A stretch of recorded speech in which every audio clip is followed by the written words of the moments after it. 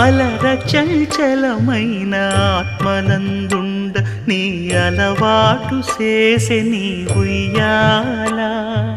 అలర చంచలమైన ఆత్మనందుండ నీ అలవాటు చేసే నీ ఉయ్యాల.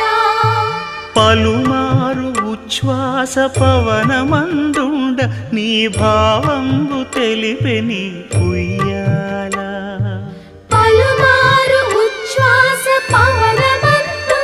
నీ భావంబు తెలిపే నీ ఉయ్యాల.